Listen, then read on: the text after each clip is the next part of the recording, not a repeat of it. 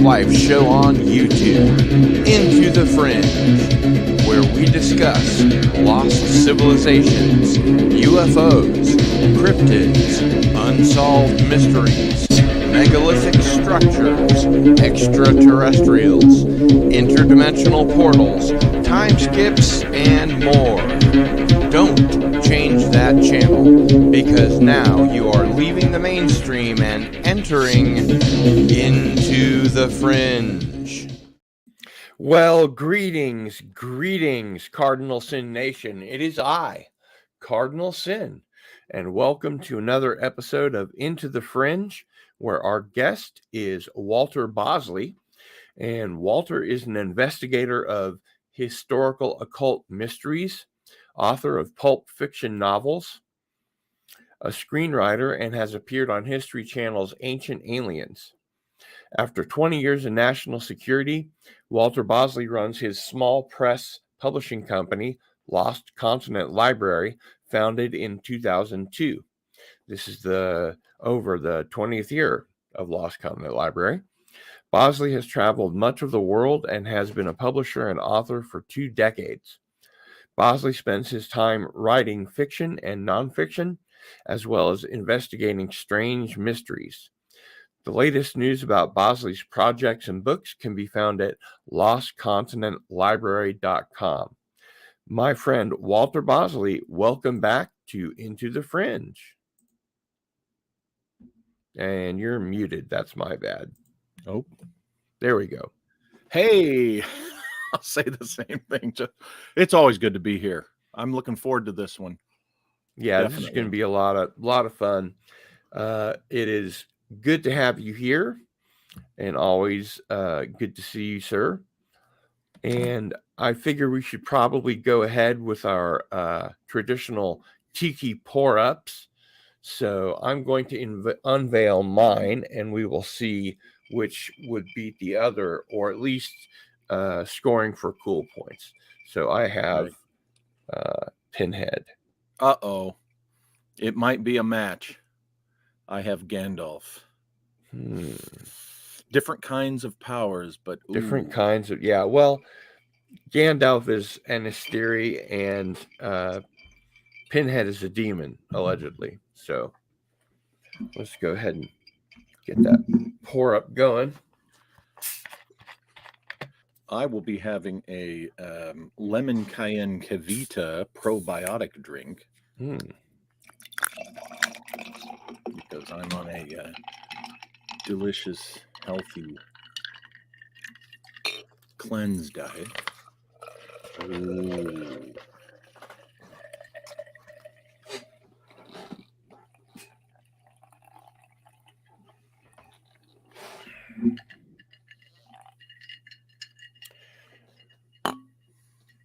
L'chaim. We got to get you to work on your chai. I was pretty good at it in the days when I was using my Russian, because there's ch in Russia. Yeah, there's a lot of ch in Russia. So we have some new things to unroll and unveil here.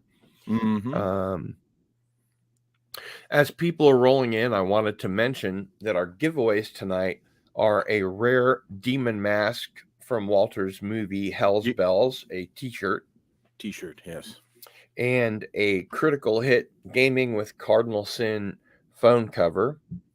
Thanks for the really cool giveaway, Walter. That's very generous of you. Let me show it. I've Absolutely. I just lift it up. This is the shirt, tonight's shirt giveaway that I'm doing. Oh, cool. Yes, indeed. And This is the only one I have, but it may be in a giveaway soon. For my hot drink, I have the coffee mug version of the mask. Pretty nifty. Ooh, there we go. So I wanted to mention to folks, make sure that if you win, that you email me your t-shirt size and the size of your phone, as well as your mailing address, so that we can get your prizes out to you. And remember, you must be in the chat to be eligible to win. And at about an hour and 40 minutes, the mods will put up the URL for you to follow to have your name put on the spinner wheel.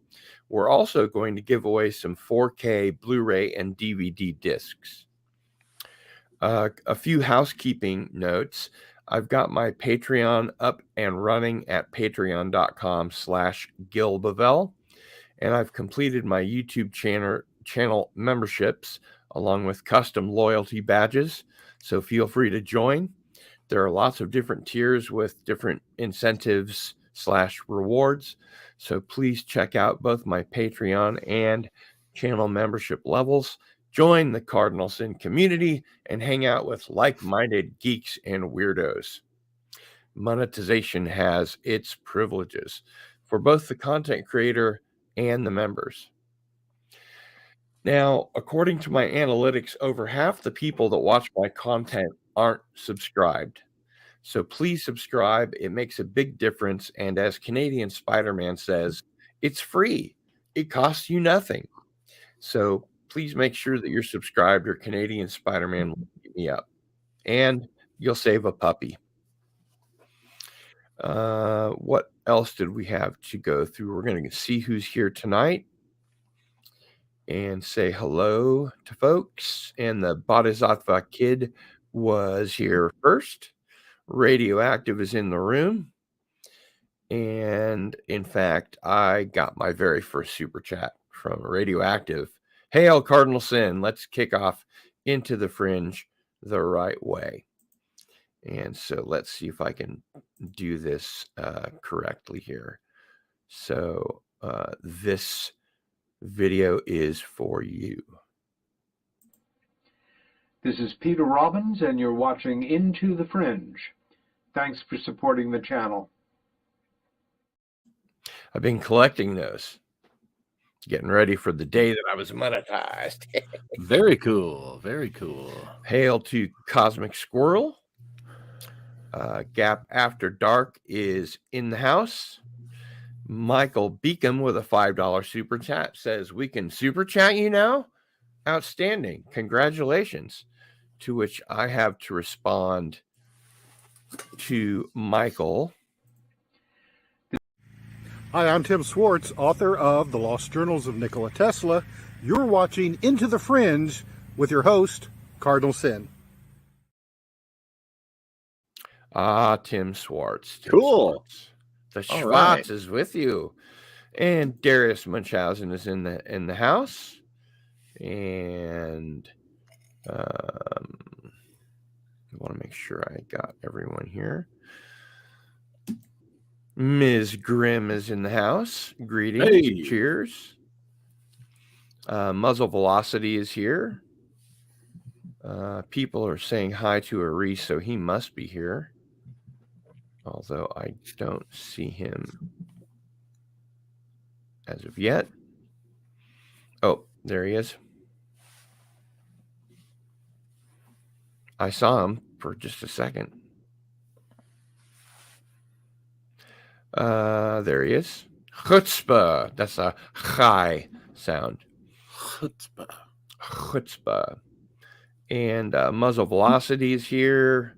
And there's Darius Munchausen with a L'chaim, to life, however that song goes. And Darius Munchausen says L'chaim.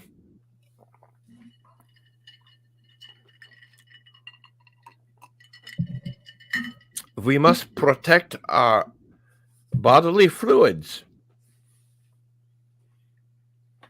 Lest those dang Russians get their hands on them. Nicholas Horton is in the house. Greetings. Tessa D777 is here. Good evening, Miss Dick. Phantom Boomer. Hale Gill, congrats on the monetization. And Sean Carter, congrats on the monetization. So hopefully this won't get too old, but we'll play one of these for you guys. Hello, I'm Kathleen Martin, and you are watching Into the Fringe. Thank you for supporting this channel. Kathy seems like my sweet old aunt for some reason. I told her that before we started her show, and she was like, I wonder why. I told her that I'd put on Stanton Friedman's lecture here in Lawrence, and I just felt, because I'd written their co-authored stuff, that that I knew her, you know, and she really does sound a lot like Betty Hill. Derek McManus is here. Good to see you, my friend. And so we are all caught up with those. So yes, we have channel memberships. All you have to do is hit the join button, and it will tell you what to do from there. And of course, the Patreon memberships as well. So this is all good stuff. And as I mentioned before, according to my analytics, over half the people that watch my shows haven't subscribed. So please subscribe. And we are here today to talk with Walter about the Telluric Currents on his filming locations. So we will do that. And Radioactive is a new member. Thank you, my friend. And Darius Munchausen says, remember to manually activate gifted memberships. So if somebody wants to just drop a whole bunch of memberships, then if you've activated that function, you will be what's the word? Gifted membership. Old Gaffer is here in the house. Greetings. And I think that just about catches us up. So kind of diving right in, Hell's Bells was made in 2012, filmed in Redlands, Yucca Valley, Mount Rubidoux, Cajon Pass, Highland, and Yucaipa. With a miniature railroad sequence filmed in San Diego. Yeah. How did you discover that these locations were also sites of Telluric Currents, or did you film there because you knew that they were so? Well, I had received the Secherie Telluric Current maps starting in 2008. So I already had the maps. I already had the data that showed me. And I really just selected those locations because they fit the film. And as it turned out, the places I selected, specifically the out by the Integratron, which is where Giant Rock is, Giant Rock Airport. Many of your members are familiar with those places. And of course, the train station in downtown Redlands and Mount Rubidoux were the real standouts as far as the Telluric current goes through there, and had factored into Mount Rubidoux factors into the Empire of the Wheel research, and the Integratron, of course, has started to show up in things I've been talking about, writing about, presenting, since then. But I had been aware, of course, of the Integratron for years. I had gone out there the first time in the 80s. So it really was just that I selected these places because they fit the film. And it was really just kind of like an added feature that Telluric current runs through them. All right. Well, that's our show. So that's easy. But I will say this. Let me add this. What happened with Hell's Bells, with my experience of the synchronicities and all the weirdness, the high strangeness that the Empire of the Wheel investigation and all this Telluric investigation has yielded, I had the weird experience with Hell's Bells was I wrote a script and I film it, and I do a cut of this film. I think it's done. 5 years later, some things are nagging me about it. I go back, I look at it again, and I realize, wow, there is a story within the subtext of what I filmed. And so I recut the film, and the current version is that recut. The experience was that in my subconscious, I was making the film that is the current cut, but I didn't realize it consciously. Mm-hmm. So I can't help but wonder if the fact that there were telluric currents running through these locations, that somehow this played a role in my subconscious operation functioning while I was doing this film. I've never experienced a filmmaking or writing that has done specifically that was a unique experience for me. And it was stark because all I had to do was go back and recut a little bit of the film and change a little bit of the what they call the title cards, the dialogue that's written on screen. I did not have to shoot another single frame of visuals. It was all there. Only I wasn't seeing it in 2012. So I really consider the making of Hell's Bells between 2012, when the first version was shot, and 2017, when I did the current cut. I consider that one of the most significant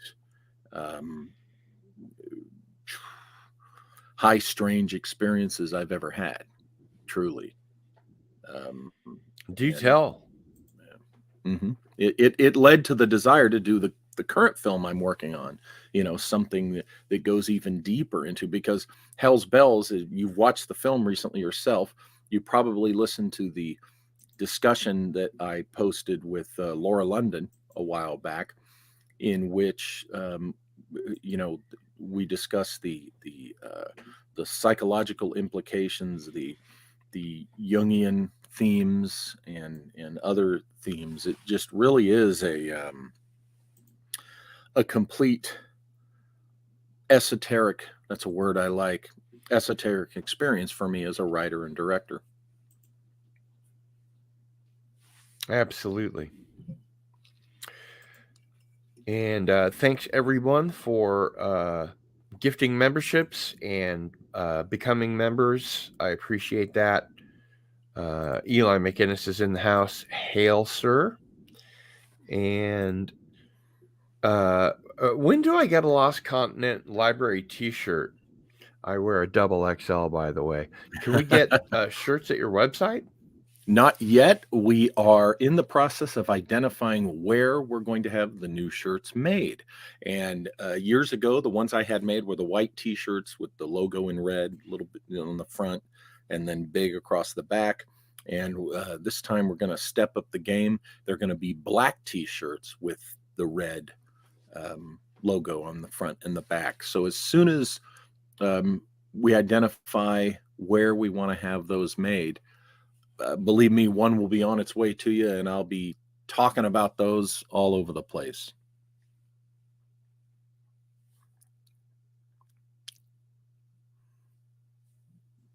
Roger that. But I do have, you have a Kaleidoscope Grimoire t-shirt already, right? Yes. Okay. I have one of these Hell's Bells Demon Mask t-shirts for you. Cool. So that one's going to be coming to you soon. If I can get any input in, Walter, before shirts are made, I know that at least in the circles I run in, black t-shirts are preferable to white. because Yes. they're slimming. Yeah. So And they don't get as dirty, don't look as dirty as fast. You know, a white t-shirt, you get one little thing on there and, you know, it just don't look right. So yeah, that's why we're going to go black with those. cool. And Gap After Dark mentioned what we're giving away. We'll also be giving away 4K, Blu-ray, and DVDs as well. So that is fantastic. Now, let's go into a little bit of depth into all these locations, whether Sure. it was an unconscious decision to shoot at places that you knew were sites of Telluric currents or vice versa. How did the shoots go in each of those locations? Well, let's start with the Redlands train station. Mm-hmm. Now, if you've heard me talk about Secheree's work on the Telluric currents and how certain things are constructed in alignment with these railroads, being, you know, the first one that they did along Telluric current flows, you're talking about a train station that's in downtown Redlands. It's the old station. It's still there. And for years, it wasn't being used because they stopped passenger rail through Redlands and San Bernardino through, you know, local rail decades ago. And so this train station was, you know, perfect for photography projects and film and things like that. So I chose it again because it fit the story. But when you look at the theme of the movie in the final cut of what the movie really wanted to be, the railroad station, as you might guess, represents, you know, its own kind of crossroad, right? It represents a journey. And in the film, you have the three main characters early in the film who we see at the train station. Of course, the main character encounters the mysterious, you know, ladies in black, kind of, you know, an ominous appearance, if you will. And then late in the film, towards the end, you see the main character alone at this station being very contemplative over what has happened in the film. And this, you know, this represents the train of thought, the you know, just a line of thinking, if as it were, and the rail line which took them on this adventure, okay, or this journey, you know, brings him back home. But what that railroad line also did was take him to a I guess embracing insanity. I don't want to give too much away for those who haven't seen the film, but that's really what the train and the railroad in the story represents. Now, excuse me. You learned where the mute button is. That's right. Yeah, it's been staring at me all the 2 years I've had this mic. So the fact that it is a site where the Telluric current runs through does not escape me as a filmmaker, and I believe works to enhance the experience of the film, because what you're looking at is, you know, the actor, my character, you know, on the location, but as you're looking at it, you're watching a location where there is Telluric current energy running through that location. You can't see it on film, but the fact that it's there, I think, could potentially energize what's on the screen, and it thus enhance the experience for the viewer. Now, here's an interesting side note. This year, or 2022, I should say, last year now, 10 years after the film was done, they reopened the rail lines. We now have the local train, which I think it was running when you were out here. You probably saw it. it was just starting to operate when you guys were out here for the tour, but now it's running every day.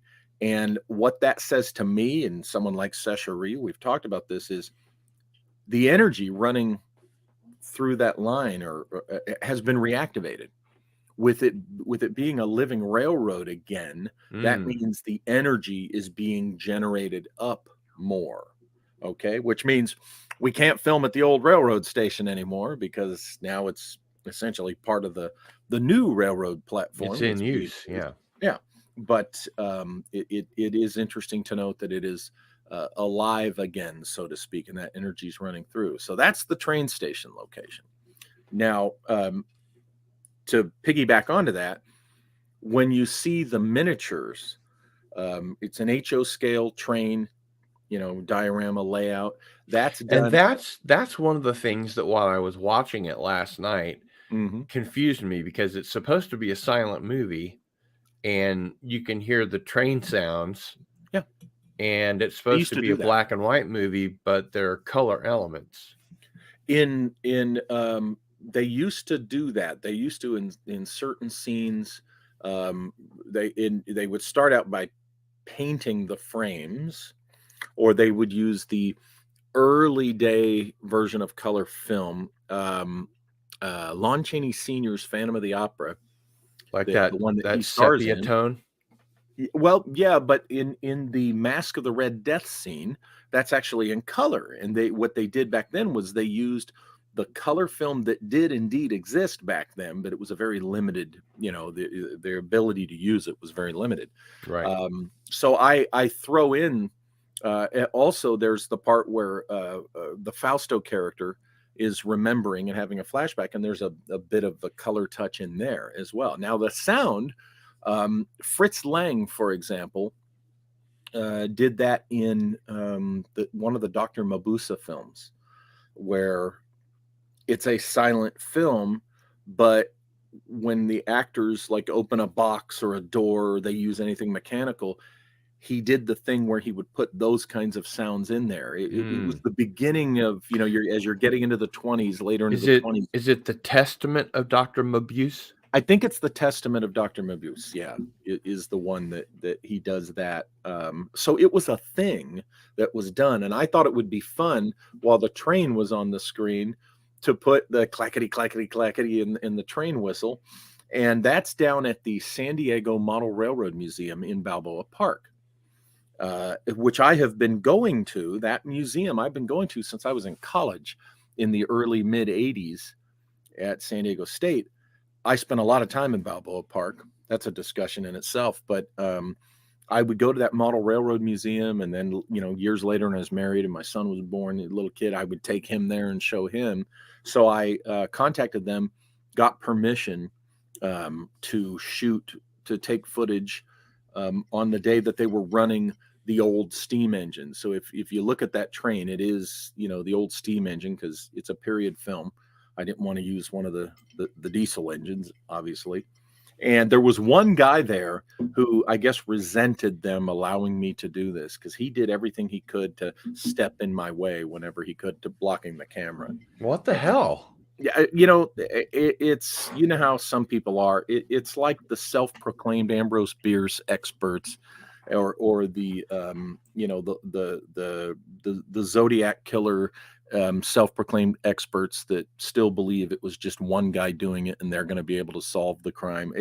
What it is it's that same type of vibe where, that's his railroad club, and, it's the ownership, and you shouldn't be doing those kinds of things. And, just like the other guys I mentioned, you can't talk about Bierce, you can't, unless, or the Zodiac killer, unless it's in their context.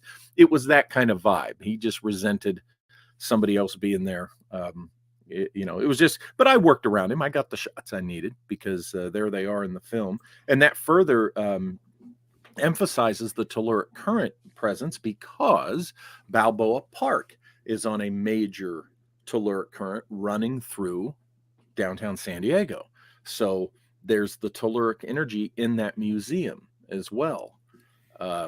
So that's the train station and railroad museum part of it. Then there's Now, Mount Rubidoux. let me jump in real quick here, Walter. Sure. Was that guy that was trying to get in between your camera and the shot just a regular citizen, or was he? He was one of the members of the club. He was. See, I set up my camera. I was able to get what I needed by setting up my camera outside the diorama at the edge. And he was inside the diorama where they have the spaces where they can walk around and do things. He was one of the members of the club, and just, would just find something to adjust or whatever where he could. So it's not like you could have turned on the old evil Walter with his AFOSI skills and say in a strong but not too loud voice, "Get thee away from here." Yeah, no, I was Mr. Civilian, independent micro budget filmmaker, man. So just PI. I was the bottom man on the totem pole, right? Yeah. But okay. I want to use that site again, that museum again, because it's great.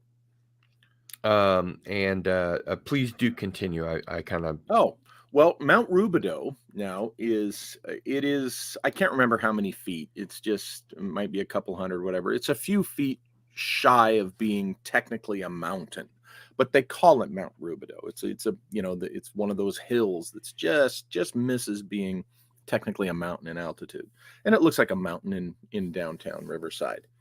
And this is a major Telluric site, also factoring into the Empire of the Wheel mystery. Sechery was able to identify that the Telluric energy, one formation of it flows in a Fibonacci spiral around downtown Riverside, which you got to see when you were out here on the Empire of the Wheel tour. And part of that Fibonacci spiral runs perfectly down the spine or the backbone of the mountain of Mount Rubidoux, and then flows down into the quarry that I took you guys to. And of course, I'd been aware of this. There's a lot more Telluric current stuff going on in downtown Riverside as the Empire of the Wheel books lay out.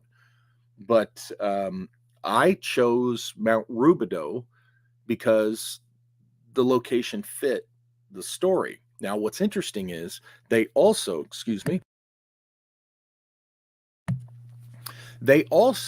every Easter do the Passion Play up at the top of the mountain, because there's a big cross up there, which I actually think is the sword of the Tuatha De Danann and not a cross. But like it goes into the ground? Right, yeah, I think I told you guys about that. So, but they do the Passion Play, and part of the Passion Play down near the foot of Mount Rubidoux, they have amid some rock formations. Years ago, they had constructed an artificial cave looking thing, which is supposed to be Christ's tomb, from which during the Passion Play he emerges. Well, that cave is always there. They built it to last. And we use that cave in Hell's Bells. That's where you see the character Joseph go into the cave where he encounters the demon being. And I have to say at this point, I really love that you stole the big eyes from that Peter Graves movie, Killers from Space. You know what? I remember that movie. I was also thinking Outer Limits. Remember the Outer Limits episode that also used the same eyes, if you recall? No, I don't. Yeah, there was an Outer Limits episode that also used and what it was is I bought a racquetball and I cut it in half and painted it up. Well, I think in Killers from Space, I think they used ping pong balls. Ping pong. Oh, yes. Drew little eyeballs on them. Yeah, it is ping pong balls. Yeah. Sorry. You got the slurp there of the. That's all right. Vita. Now, there's some serious psychological stuff going on in that sequence of the movie, like with what the cave represents, meaning the cave represents the character's inner psyche. Okay. When the character goes into the cave, the other character, Fausto, is outside with his sister, the main character's sister. Well, Fausto is just another side of himself. So when Joseph goes into the cave, what that is his Joseph personality retreating deep into his own psyche, and the Fausto personality is externalizing. So, and yes, I said he's out there with his sister. So there's some more. There's the Freudian part right there, I guess. But what's interesting is the fact that we filmed on and around Mount Rubidoux. The actors walk up it part of the way, part of it, and the fact that we're filming at this cave.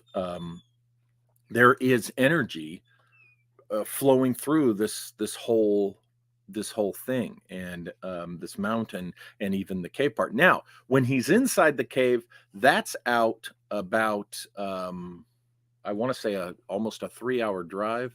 No, about 2.5-hour drive out in Baker, California, where the lava tube is. And that's the inside of the cavern. And I haven't done an analysis of that as far as Telluric current, but the cave entrance part is what's on Rubidoux. What's interesting is the actress who played Jackie, his sister,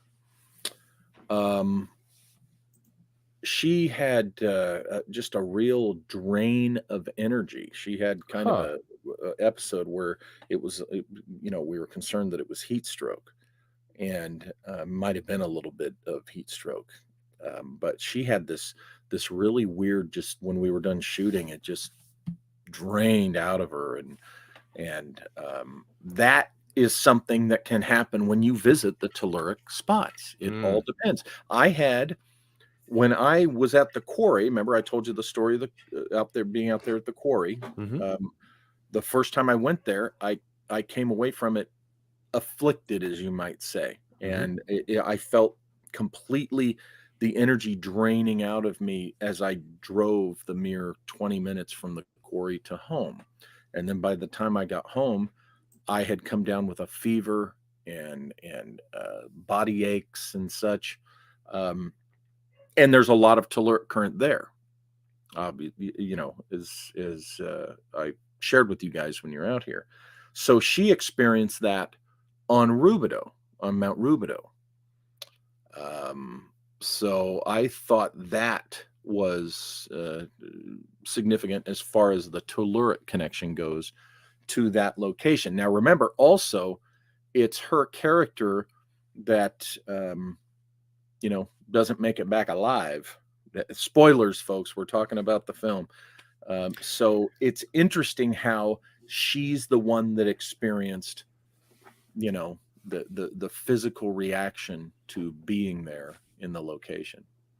I did put a link to Hell's Bells in the chat. So, Thanks. I mean, I was going to say, spoilers, you've had 10 years to watch the movie, but maybe people didn't know where it was. So we went ahead and popped it in there. Well, it was on Vimeo for the longest time. And then after I did the cut, I decided to go ahead and put it on YouTube.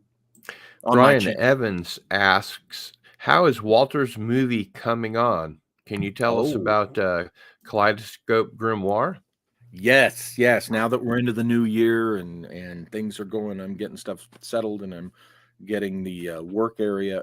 I'm going to have a little teaser here probably in a few weeks that's going to feature a little taste of the animation. And I'm real excited to get to this with the miniatures and stuff. So there's going to be a little teaser, and it gives you an idea of what you can expect visually from Kaleidoscope Grimoire. And it's I'm able to get back going and jump right back into it. And I really am anxious to get that put together so I can. In fact, what we should do is premiere the teaser here. Ooh, that'd be cool. As soon as it's done, we need to premiere the teaser right here on your show, and give them a little taste, because That I'm sounds doing like a good stop idea. motion, folks. For those who don't know, most of the film is stop motion animation. And is Kaleidoscope Grimoire in black and white or color? Black and white, all black and white. And is it also a silent film? Yeah, it's a silent picture. I like working with that, in that form, genre, whatever you call that style. The world of the milieu, whatever you call it. Yeah, I love black and white. I love how to express, visually, cinematically, in that old visual vernacular of the black and white and the silent era. The silent era for me has has this stage magic quality that also transcends stage magic into this almost dreamlike interdimensional quality. And for me, it's just simply how black and white and the lighting work with what you're seeing on screen, the content.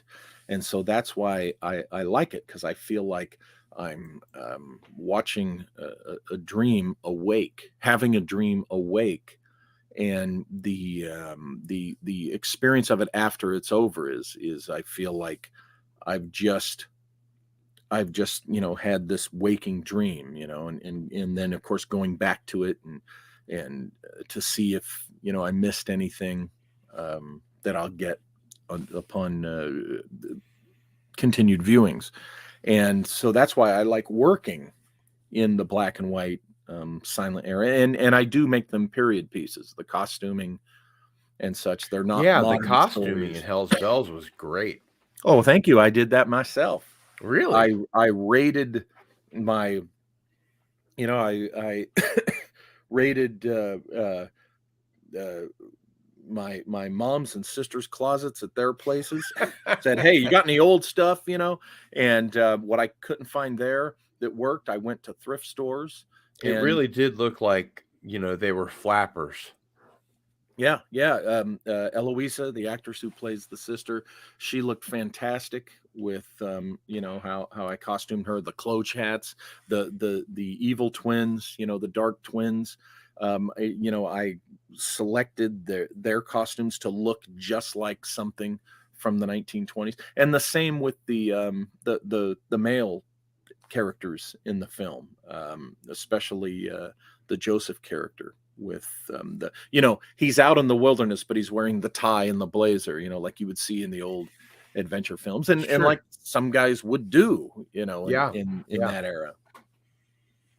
Absolutely. So any other of these locations that you want to discuss? Oh, sure. Yeah. When they are out, part of the scenes you see where they get out to the mountain, okay, and they're out in the desert after Joseph comes running down the mountain chased by the demon twins, and he's running through the desert trying to get away from them. That's all out at Giant Rock, the legendary Giant Rock Airport next to the Integratron, and that was perfect for shooting that sequence. And there's definitely Telluric current going through that area, right? In a lot of other high strangeness, and it's a well-known site for that. It's well known in ufology and the contactee history and all that stuff. There's also what's called Crystal Hill out there, which is that where you get your thrills?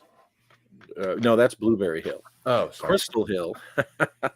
Crystal Hill is there's a drink called Crystal Delight. So maybe you get your delights on Crystal Hill, but who knows, because it's apparently all quartz crystal, this particular hill.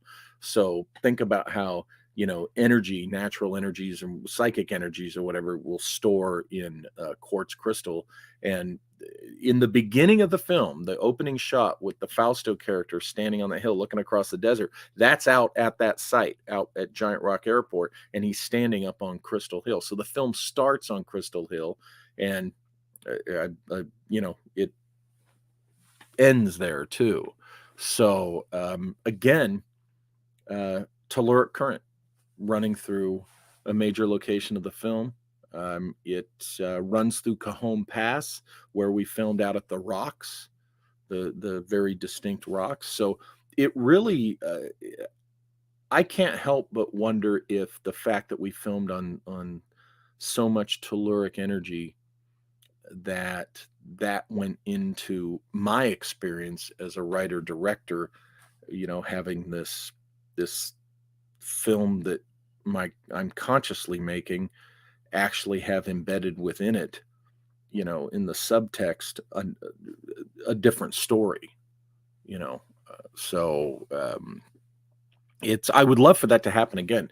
The whole experience was wonderful. I would love to, who knows, maybe I'll go back 5 years after I finish Kaleidoscope Grimoire and there's something there that, I didn't know was there. But I would love to have that experience again, because, if you're a writer or creative type at all, to have, that was one of what I'd call, the ultimate experiences in writing and filmmaking for me, because it just, it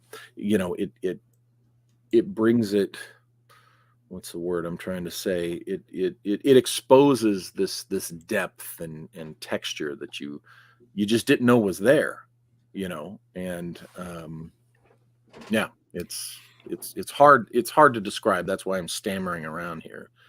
But so we just got some images of Mount Rubidoux from Phantom Boomer, and I thought that I would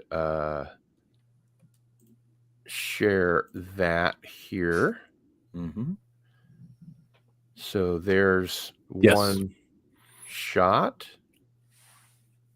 And as you see, the cross is up there. I mean, for the muggles, as we say, right? For most people, that is the cross, and the church put the original one up there. That's not the original one. And they do the passion plays and the Sunday services. But it's my opinion that this new one, the big white one that's up there, it's my opinion, it's serving a dual purpose, that it actually is the sword of the Tuatha De Danann. Right. Tuatha De Danann, and kind of in a sword in the stone configuration, because based on the size of the sword, I would hate to run into one of them in a dark alley. Right? Yeah, they're giant, just like the arrowhead on the side of the mountain in San Bernardino is more of a spearhead. And I talk about that in the books if you want, if folks want more detail on that. But yeah, that's at the very and that looks like that might be from in fact, that was from the what I call it's from the south end approach to the cross. The north end approach, you have more of the developed flat area where there's steps and things like that. So there we go. Yeah, you're looking at the aerial view of Mount Rubidoux.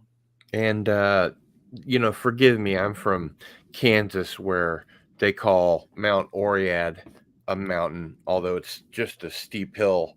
Yeah. What's the elevation at the top there where Mount Rubidoux Park is? I can't remember, but it's just shy of what the official elevation to be considered a mountain is. So someone could probably Google that real quick, and is that like 14,000 feet or something like that? Oh, no. It's more be more like 1,400, if anything. Mount Shasta is 14,000, right? We did have a question here earlier.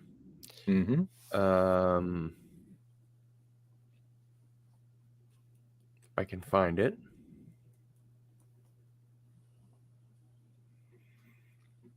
I'm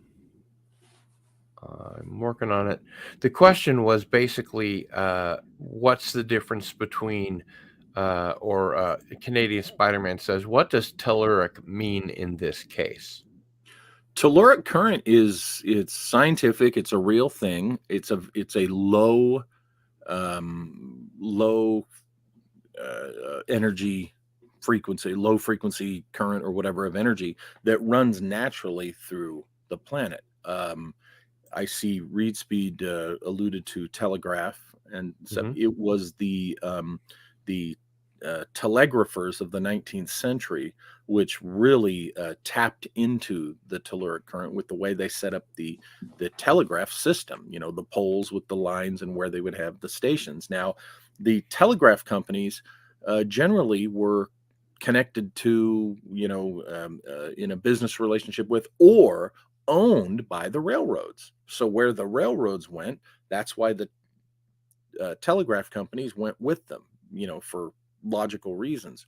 Well, it was the telegraphers, the guys doing that technology, that informed the railroad builders of this telluric current and advised them, hey, the engineers got into this and realized, let's build the rail lines, let's lay them along where this telluric current flows, because it just so happens that the geomorphology it's a very, geomorphologically speaking, in other words, the shape of the train and the flow of the train through which the telluric current energy runs happens to be good foundation for laying the railroad, and that's why the railroads tend to follow telluric currents. But telegraphers figured this out, this connection out, in this application of it out here in the States in the mid 19th century. And then, of course, you had Tesla come along, right? And the stuff he would just, shove into the ground, and it would energize light bulbs and things like that. Well, you had the U.S. Navy at the turn of the century, in the early 1900s, developing their ground radio technology, which was essentially, shove the antenna or whatever, the device lines into the ground, and you could literally power your radio. That's the ELH technology, right? Mm-hmm. I think so. ELF, extreme low frequency. Yeah. Just want to make sure not to do that underwater, or the whales and other echolocation animals will. To put it simply for most people, think about what Tesla talked about, the world grid of energy. That is essentially telluric current. And how is it different from ley lines? Well, ley lines are they are pathways, okay? Very often man-made. All right, laid out for either ceremonial purposes or because whoever's laying them out is aware of the spiritual realm aspect, so to speak. Like you've heard of the Jornada del Muerto, the walk of the dead, where the spirits will move from one point to another in their passage through the afterlife. Very often ley lines that have been laid out are associated with that, or they're laid out to connect sacred sites. Now, it just so happens that, the same people who understood that and would put down the ley lines, or, design ley lines, they also happen to be aware of of the telluric current, like the telegraphers. So that's why you find along ley line configurations, you will find telluric current connected with it, but they are actually two different things. A ley line is man-made, and the telluric current is natural. Right. And hopefully we'll be able to get Sesh Hurry back on the show with you soon. Yes. I understand he's busy, but that was a great show, and I think a follow-up is he enjoyed it. Is due. Good. I'm glad to hear that. Now, I understand that you're deep into research on your next book, The Esoteric Napoleon II. What can you tell us about that? I know the three major points of research that I'm pulling all them strings on and reading. I've dove in, and from those points will emerge what the final points of the book as presented will be.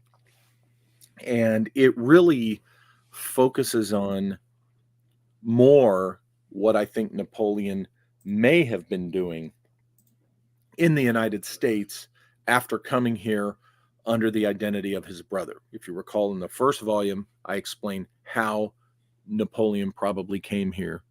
And in this book, I take that further, and how it influenced and affected U.S. history after his lifetime and up until today.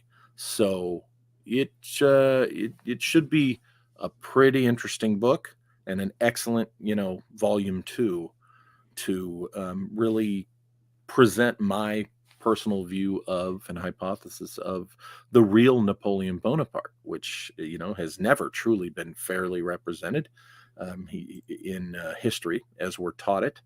And I'm going to have to reserve judgment on the Ridley Scott film until I see it, because what I'm hearing of it is disappointing. But I remind myself we're talking about Ridley Scott, and I just expect that there's going to be more to it than what we're hearing about it. And the thing is, I don't see him wasting the monumental talent of Joaquin Phoenix in this role, which he until we see it. Interesting. Didn't he play a Roman emperor in Yes. Gladiator?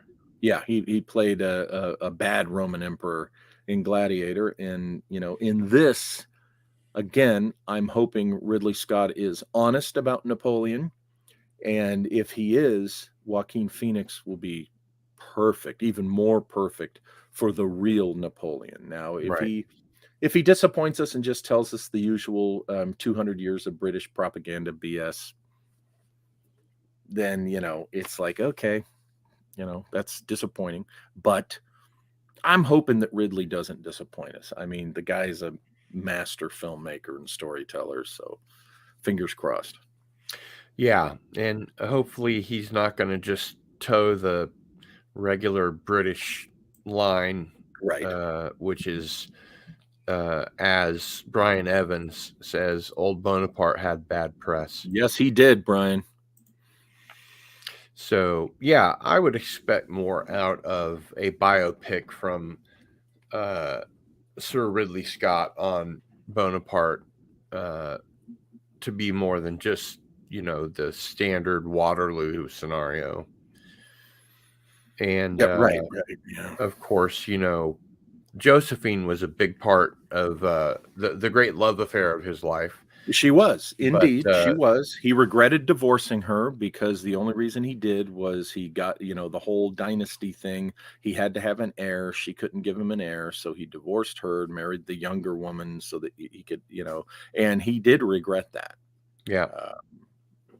Because she was this. But I'm just hoping the movie isn't just about that. I'm hoping that that's not the real through line of the focus of the film, because if it just ends up being this historical romance about Napoleon and his wife and everything is secondary, that's going to be disappointing, because there was way much more to the man and his life than that.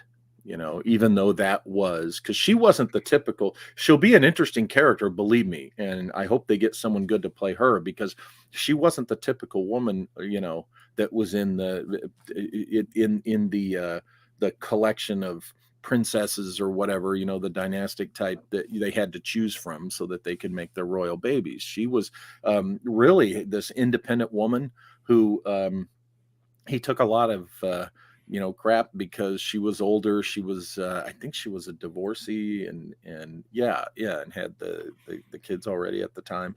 And, but he met her and he fell head over heels for her. And, and the rest is history. Yeah, she was an interesting woman. She, I'm not saying that it wasn't she wasn't a big part of his life, and that whole thing wasn't a big part of his life, but there's still that much more beyond that that I hope doesn't go ignored. And most importantly, I hope the characterization is not what so many people out there think it is. Oh, he was a megalomaniac who, was this despot who murdered his own men and people and blah, blah, blah. And he was just a grumpy old bald fat guy, because oh my gosh, study the man, don't fall back on that, because that's Well, and not. speaking of studying the man, I was going to ask you if you could help us connect the dots. Of course, anyone that's read your first Esoteric Napoleon will know about this, but a lot of people don't know about the connection between him and his brother. Can you elaborate?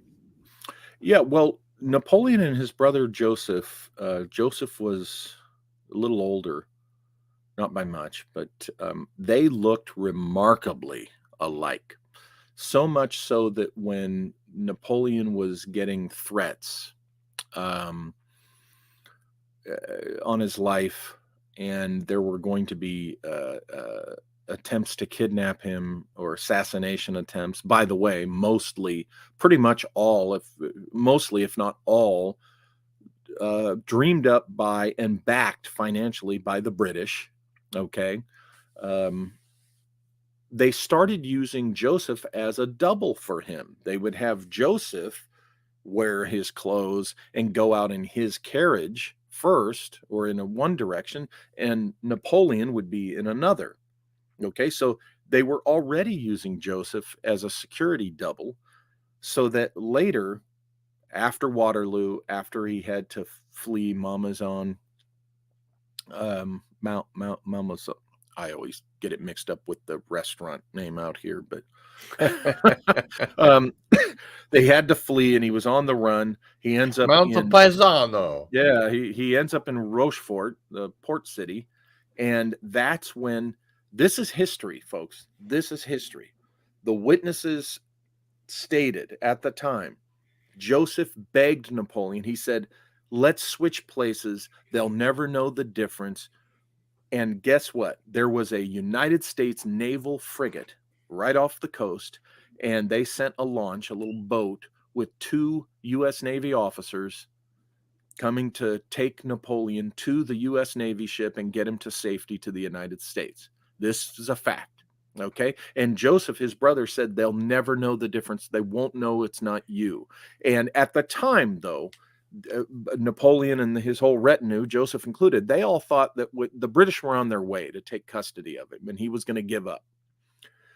They thought that Napoleon was just merely going to be under house arrest the rest of his life at some estate in the north of England.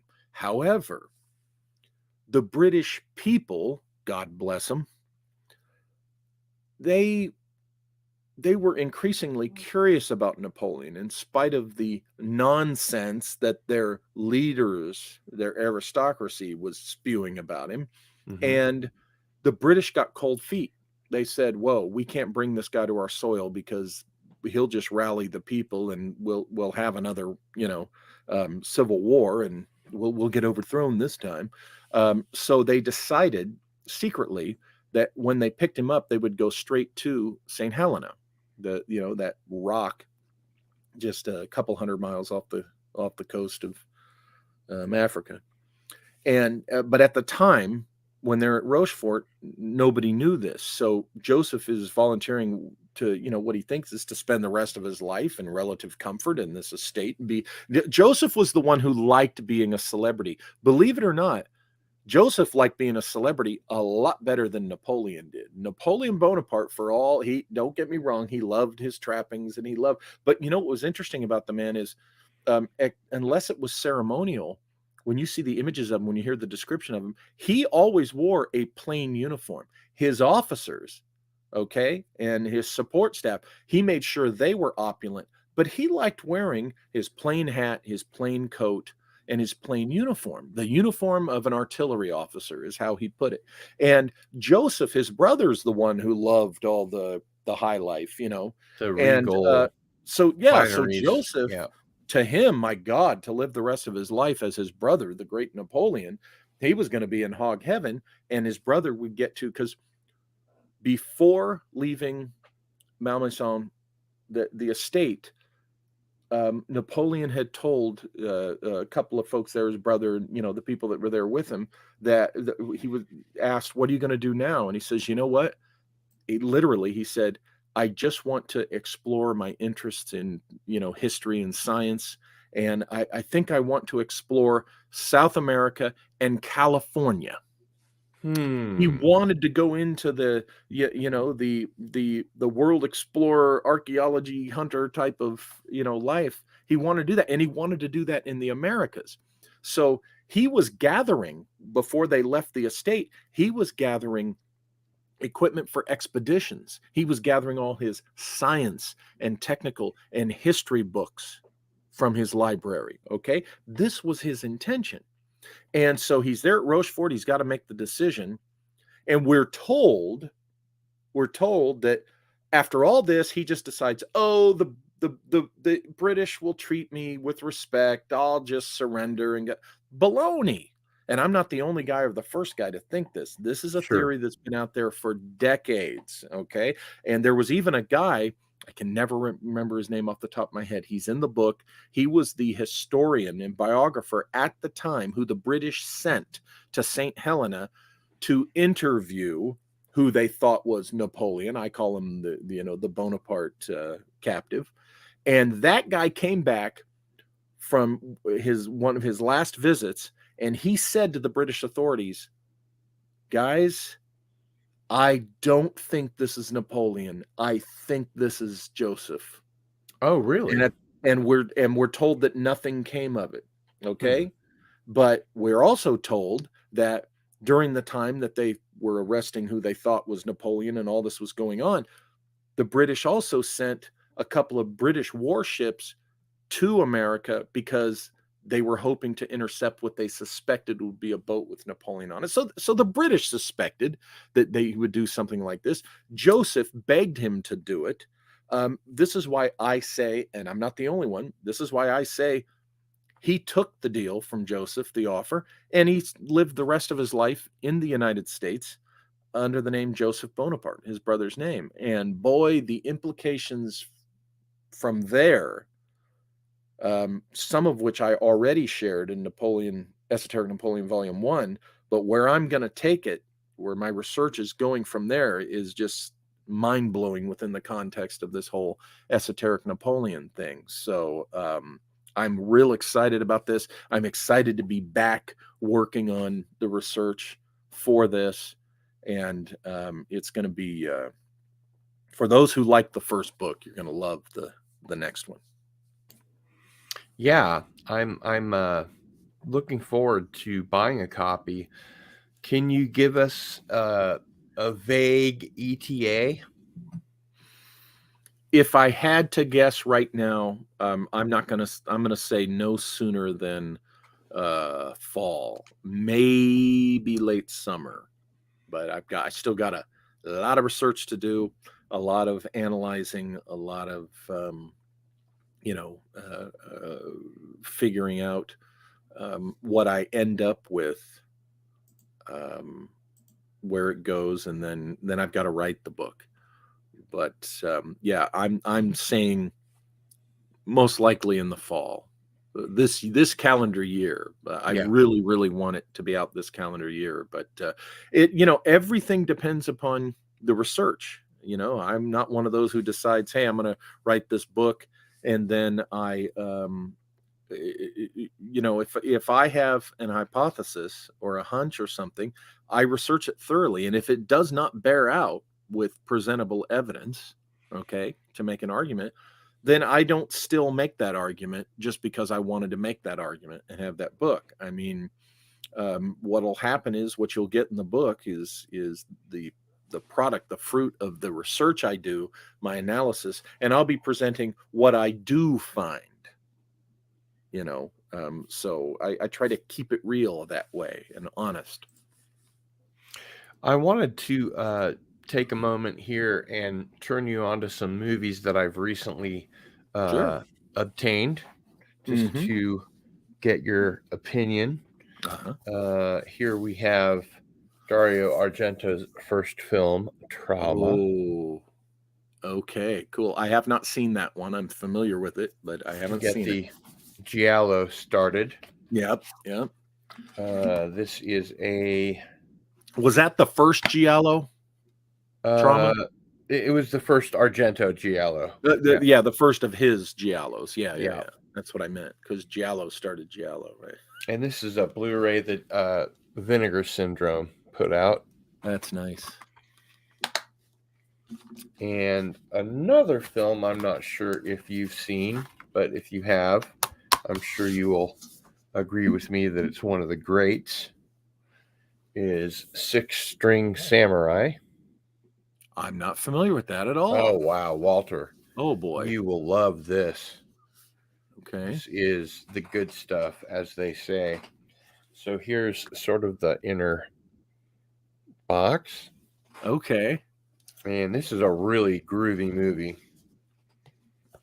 It looks like it's kind of in the you could do a triple feature of this film with what is it, Desperado or Il Mariachi, I'm not sure that these are and really on the same.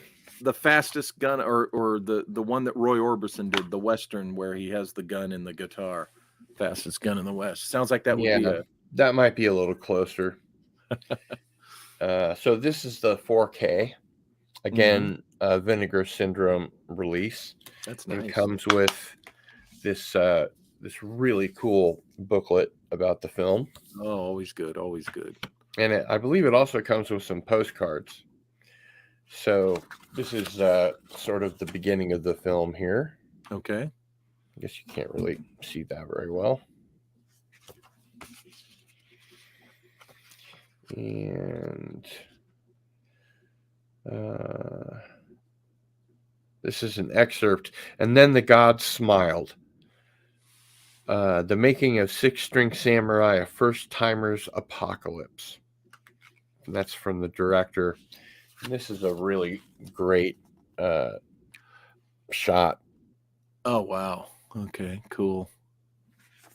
And I really like my, when you what I like about a nice Blu-ray, DVD, whatever it is. I like when they take the time to present you with the extras, because the extras are, we all know everyone likes watching the special features, but it's so important because I enjoy a film more when I learn more about the making of it and what went into making it happen, because then you feel like you understand the emotional stake that the filmmakers had in it, right?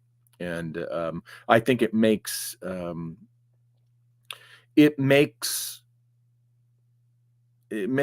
one less critical in a certain way, if you know what I mean. Rather than be dismissive of a film, it makes you less dismissive with your critical eye, because you've learned something about the filmmaker, you've learned something about what they went through to make the film, so you appreciate the process and appreciate what they went through, and the fact that they even got the film done, which we all have heard many times that's a feat in itself. Sure. Even if it's a micro budget film, it's especially if it's a micro budget film. Yeah. Getting something done. I'll tell you, I felt like I was F.W. Murnau, Fritz Lang, and Cecil B. DeMille all mixed into one when I wrapped Hell's Bells in 2012. I've done it. I've made a picture. Yes, I'm in the picture business. I like Tom Hanks with The Fire and Castaway. I made this. Of course, there was other people in it, and other people helped me. I know there's some people out there that just really despise the auteur director perspective, but I'm sorry, I come from that. I like the auteur director as auteur. I identify film with the director, and right after the director, will be the writer and of course the actors. Those three are really the heart of why any film turns out to be what it is. That triumvirate, the writer, the director, and the actors. And one could argue, what about the cinema? Of course, the visuals, but you can have a poorly written, poorly acted, poorly directed, bad film that looks absolutely stunning, and or has a great screenplay. But you can have a great film that the cinematography is not great, right? Right. So this is why, to me, really, if you got to pinpoint it, it's the director, it's the writer, the director, and the actors. Yeah, it's definitely. I mean, even writing, short fiction or novels is a team sport. You just got to have. Remember the fact that you've got an editor and a publisher, and in this case, all the other moving parts of a movie studio. So just to start over, Darius Munchausen wanted me to mention Trauma by Dario Argento, and of course Six String Samurai, which will catch us up to where we are so far. And then I got the 4K of a movie I've never seen, Dead Heat. Let's see. Oh, I remember when that came out. Treat Williams and Joe Piscopo. Yeah. And this one has the 4K and the Blu-ray, again from Vinegar Syndrome. Now this was kind of the second phase of Joe Piscopo's attempt at a film career. The first phase was when he was popular on Saturday Night Live. The second phase came after he got into bodybuilding. Remember that? Right. He would be on the cover of the bodybuilding magazines and stuff. And of course, after the Star Trek The Next Generation episode where Data was trying to understand humor, and so the holodeck kind of kludged together the stand-up comic, and he had really bad lines. Another one that I'm really happy to have is the Amityville Horror. The original? That's the one, with James Brolin and Margot Kidder. Yeah. Okay. Written, I believe, by the wonderful Jay Anson. Mm-hmm. And this is the cover for the 4K disc. Again, I apologize. I don't have my headlights on. Who directed that picture? Was that Tobe Hooper? I believe so. Samuel Z. Arkoff.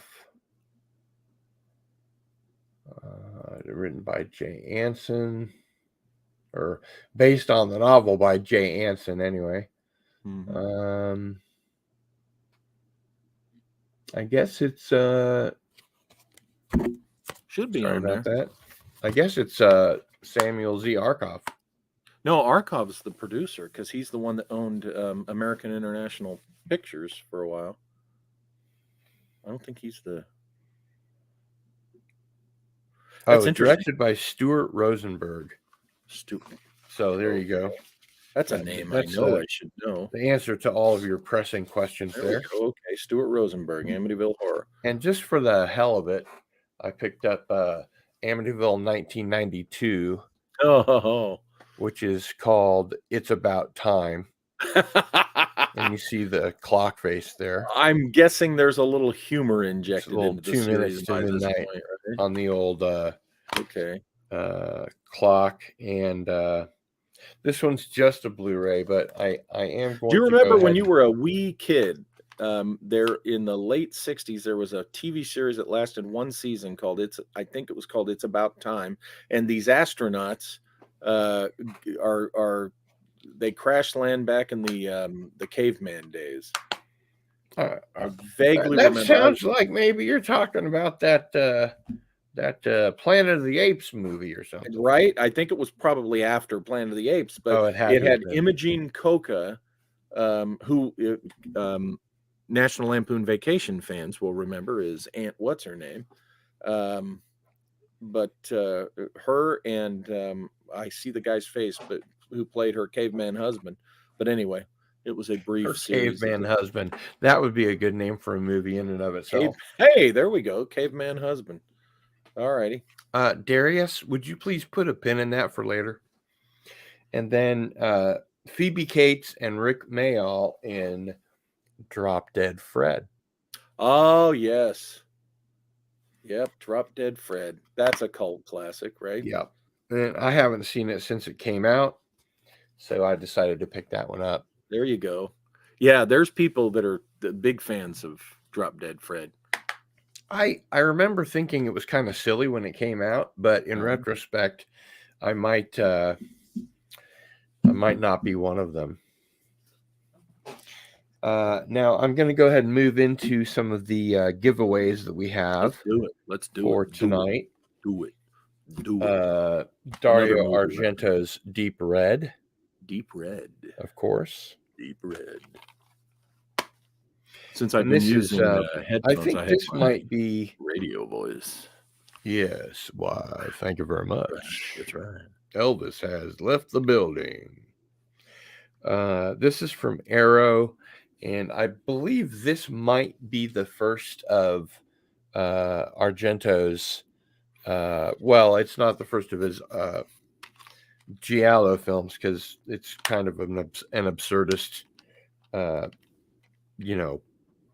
surreal film. Absurdist. That's what some of my critics call my nonfiction. Yeah. Then we also have the Family Guy Star Wars trilogy. Oh, that's a great one. That's a giveaway tonight too. Yep, all three. That is talk about a classic. Blue Harvest, Something Dark Side, and It's a Trap.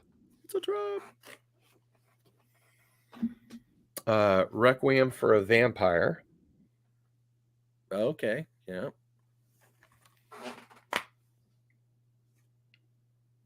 And this is from the films of Jean Rollin. Oh yes. Yeah. Maybe if I get my hand out of my own light. Now, is Requiem part of that? Is it a trilogy? I believe so. Yeah, it is. This says Rollin's favorite of all his films because he dredged the scenario from his subconscious. It was his purest work. Hell's Bells experience. Yep. Exactly. So that's Requiem for a Vampire. Yeah. That's a gem in the giveaways tonight. Oh folks. yeah. And another gem is Looper. 4K Looper. Looper. There we go. Yeah. It's a great film. How somebody can go from making a writing and directing a great film like Looper to completely screwing up the Star Wars sequel trilogy with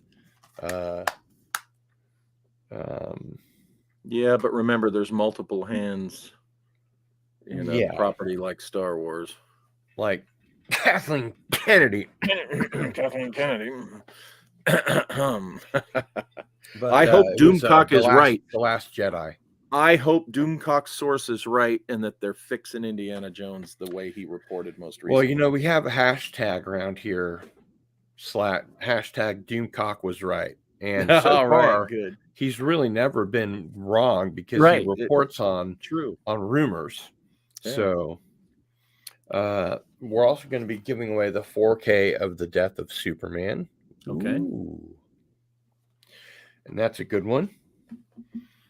And I have this triple feature called Payback Time that has Rutger Hauer and Blind Fury, Chuck Norris in Silent Rage, which is my favorite of his films, and Jan Michael Vincent in White Line Fever. Oh yeah, there you go. Those are all 70s, right? White Line Fever is. I think Blind Fury is 80s, 89. 89. Oh, way into the 80s.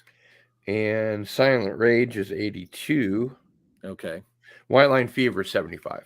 75. I remember White Line Fever. In fact, I just watched White Line Fever again like a year and a half ago. Now, this is a film I just watched recently, Ip Man 2 with Donnie Yen and Sammo Hung, and it was choreographed by Sammo Hung, and Sammo Hung plays kind of the he's not the big bad because he kind of changes his attitude during the course of the film and backs up Ip Man. And then Ip Man 4. Okay. The Blu-ray. And this is season 3 of The Expanse, which is one of my favorite science fiction shows. Yeah, you've told me about that. Other people have mentioned it. I think I might have to weave that in with all the Stargate that Megalith sent me, which I've started. And Well, the nice thing about The Expanse is it's not nearly as long, and you should be able to just get on Amazon and isn't there just some watch irony it. in that? Isn't it The Expanse is not nearly as long as Stargate? Doesn't it seem like The Expanse should be? Well, I mean, theoretically, they're not done with The Expanse yet. Oh, but so you're telling me one interesting tie-in, Walter, is that basically while we're waiting, because the guys that wrote the books, The Expanse, as James S.A. Corey, also ended up being the show writers and showrunners for the TV show. Oh, and there's something like either a 30-year jump or a 100-year jump in between books 6 and 7 or something like that. And they approached these two guys, Amazon did, and said, what do you want to work on? And they said, Stargate, please. So very good news for Stargate fans. Okay, and then, but there could be an expansion for The Expanse. Oh, there will be. Yeah, I mean, I think it's the 6th book or the 7th book takes place like 100 years after.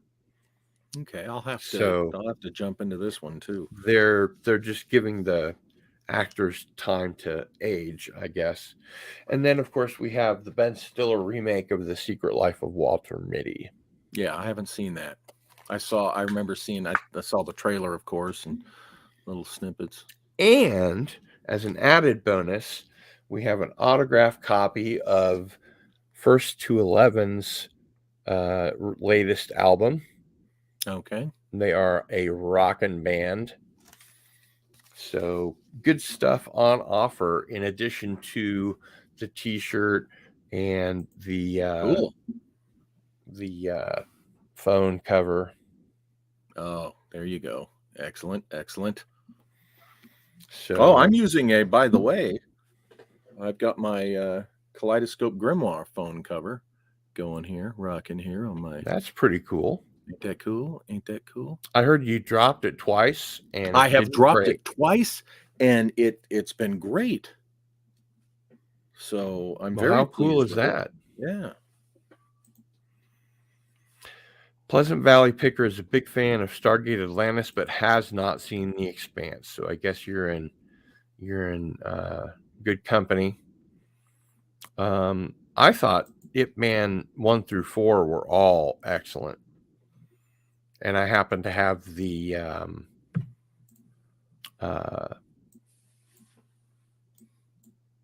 all 4 on Blu-ray, or HD.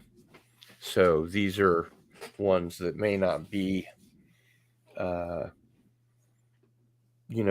of the movies, but you got 2 out of 4 there, so it's a good start. Let's see, what else do we have here? Darth Scipio's in the house. Greetings. And Philip Blair says, a stretch out watching Stargate. No need to rush it. Enjoy all the ancient mythology made into great science fiction. Yep. I'm not sure I'd agree with that. I mean, Stargate for me is one of those shows that I watched from season 1 when it came out on the Sci-Fi Channel. Yeah, and I just couldn't get enough. So you're saying it's a good binge show. Yeah. I know how much you like to binge. I watched 15 seasons of Supernatural in 5 weeks. 5 weeks, yeah, and I watched over 1,200 episodes of the original Dark Shadows in one summer. So that means you and my brother will have a lot to talk about. He was a big fan of the original. Dark Shadows. And some people don't get the appeal. That's okay, but man, there's gold there in the interaction when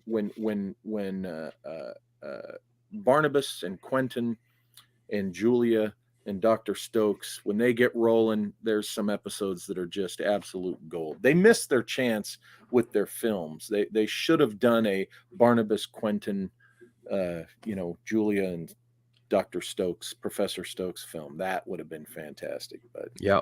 And actually, I think I'm one of the few people that enjoyed the remake of Dark Shadows with Ben Cross. I really liked the production value.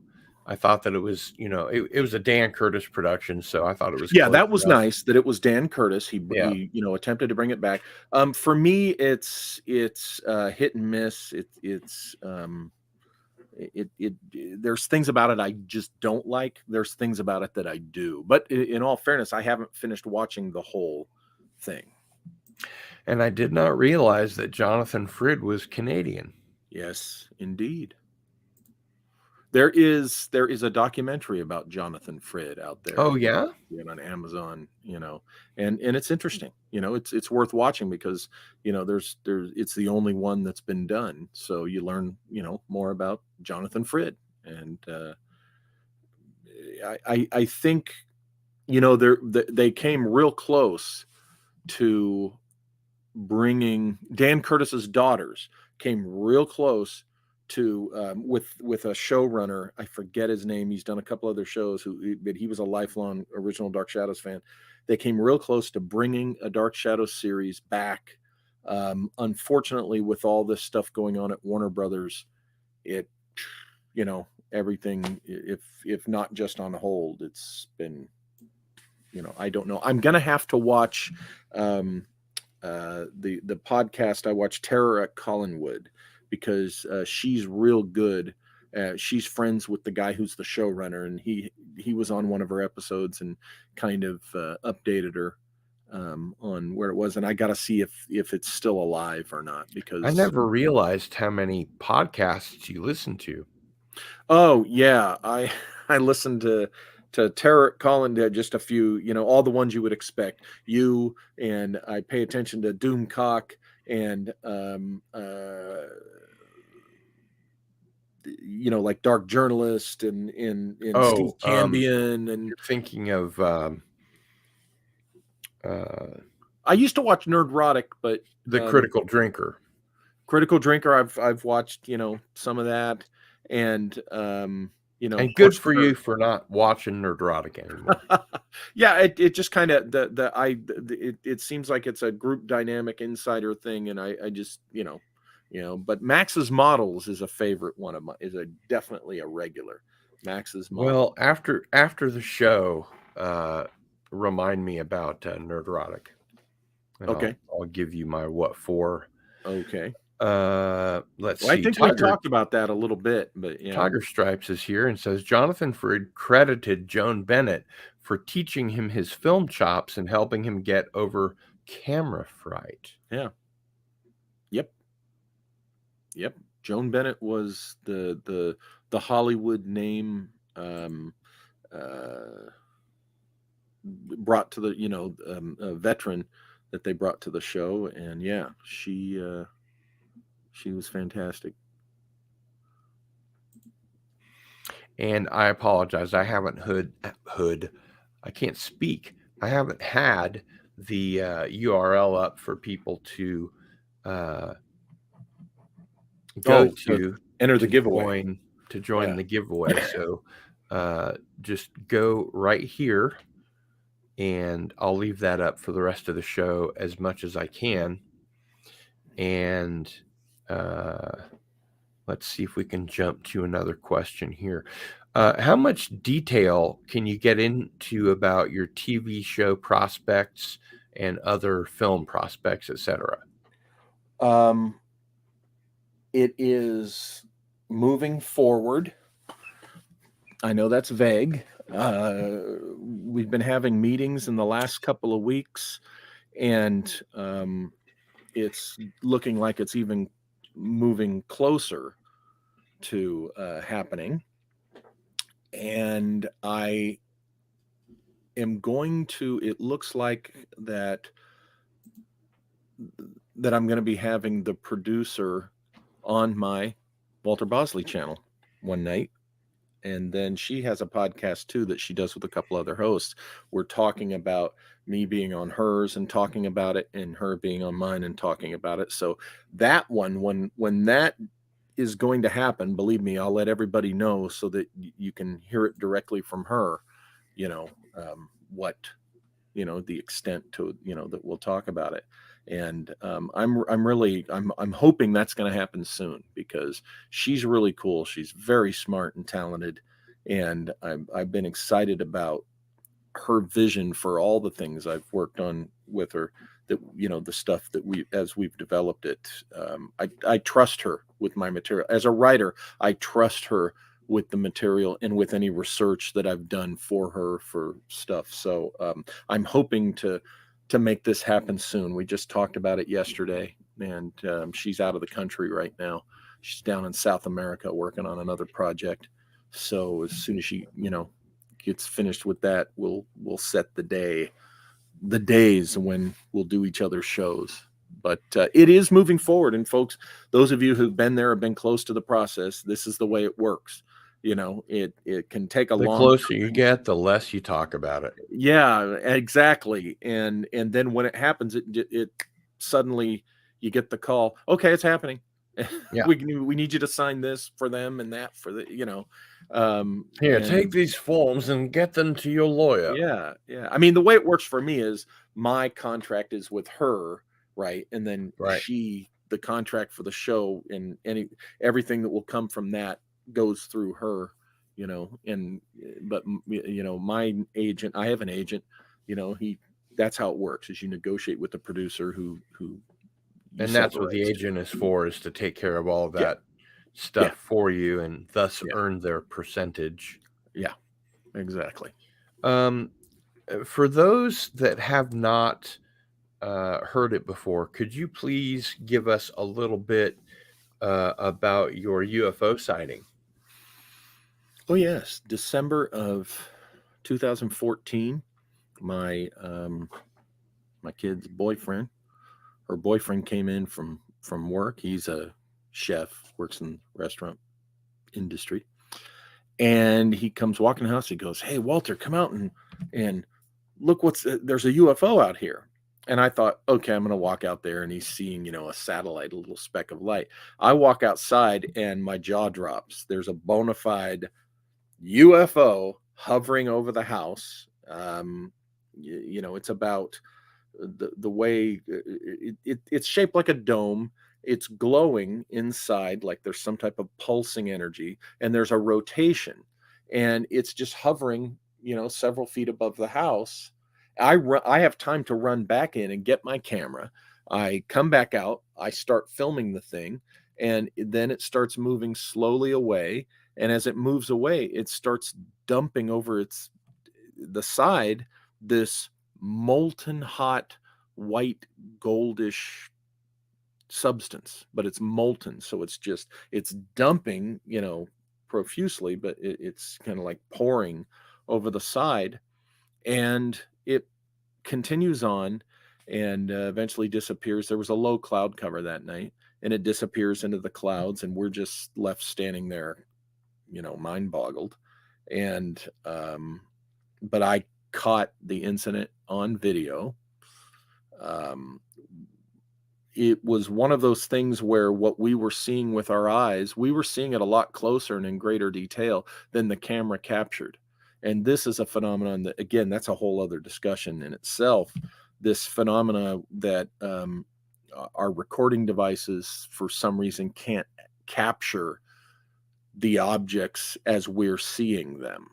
And there's arguments both ways that the object is projecting something that it is only for the benefit of our, human perception, and the camera captures, what's really there, or it's jamming devices to where it can't jam your eyesight. You can see what it really is, but for some reason, or they have some ability possibly to send out a a camouflage, or what am I trying to say? Something that will disrupt the ability to record it.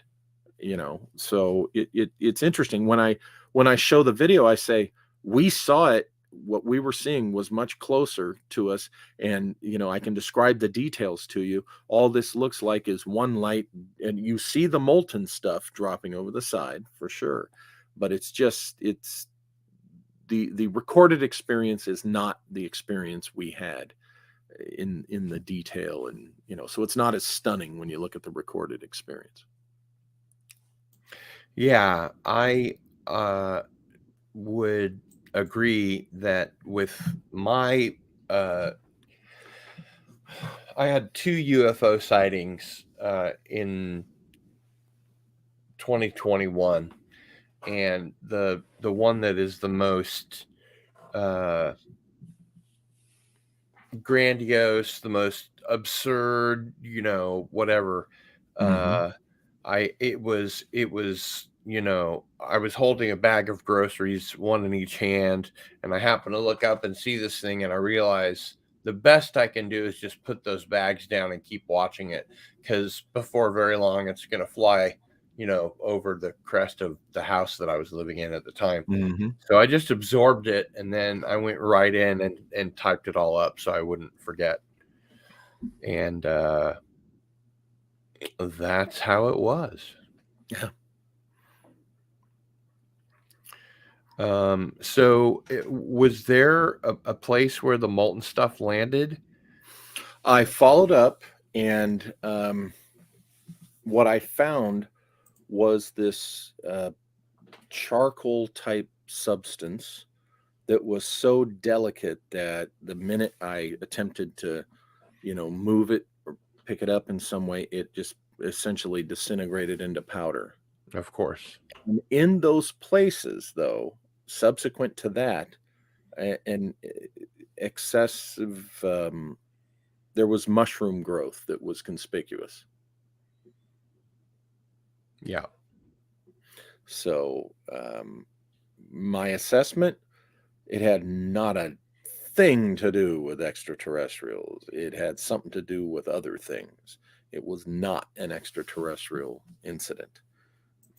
And Phantom Boomer says, at Cardinal Sin, I had a paranormal experience in my late teens / early 20s.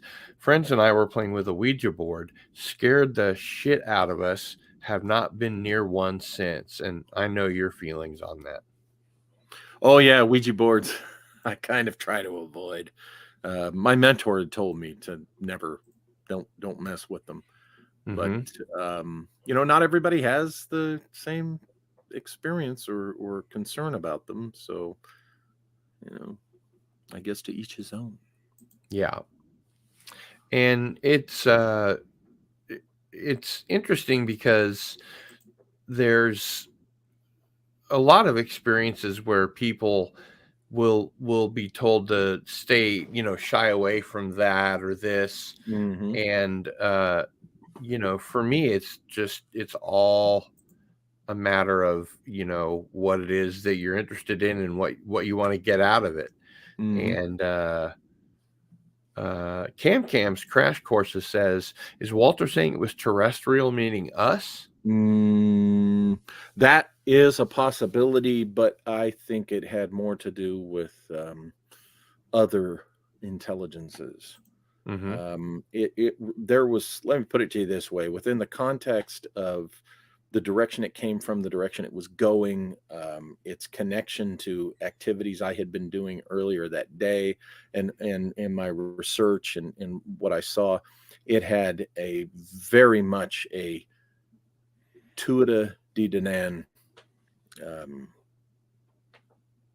affiliation, which means interdimensional intelligences. Oh, so not a previous advanced civilization type of thing. Well, the Tuatha De Danann, if you look at if you study the lore, and they were very much influential upon past civilizations, and so actually, yeah, by default there is a connection to that. But so maybe a little both. little of both, but not your classic extraterrestrial, hypothesis. Right. Anti-derivative Jill is reminding us that there are 5 minutes left to enter the giveaway. And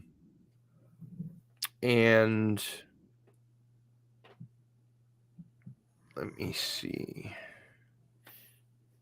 The Bodhisattva Kid is asking if UFOs could be using telluric currents to assist in transit. Absolutely. That's what I think. I think they do tap into the telluric currents, our so-called world grid. Yeah.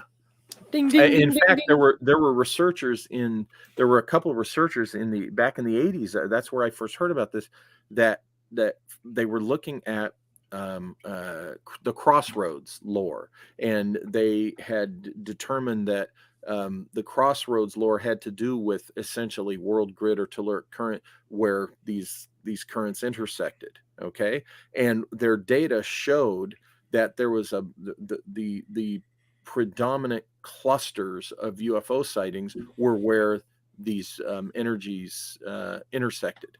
Okay, and from that, they and I agree with this, kind of extrapolated that when you look at the other sightings, it looks like that they are indeed following the world grid and the telluric current lines. I think that's what the Sonora Aero Club kind of was looking to do, but I think the 1893 airship mystery, I think that's exactly what they were doing. Mm-hmm. The mystery airships of the 1890s were using the telluric currents. So, And according to some, slightly earlier than that.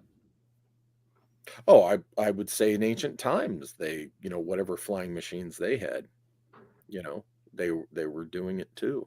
I think this world grid is something that,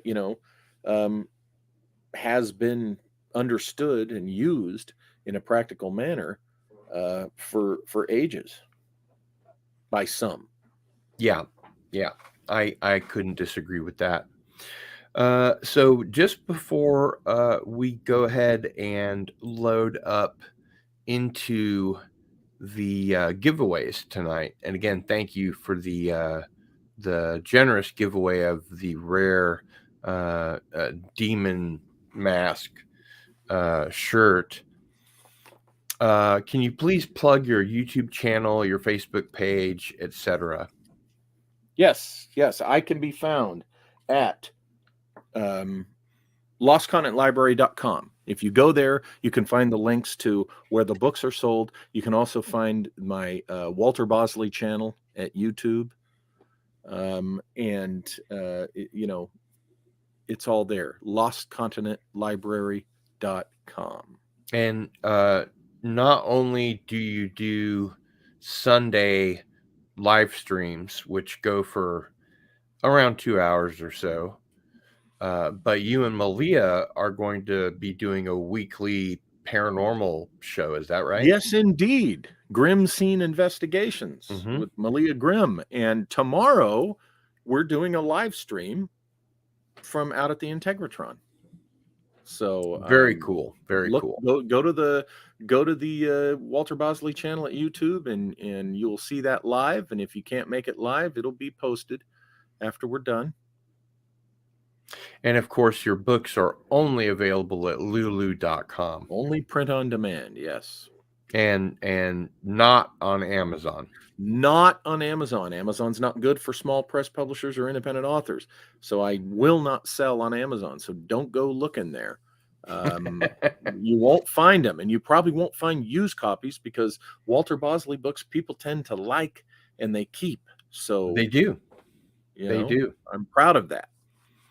And where can people find out more about you, your films, and so forth?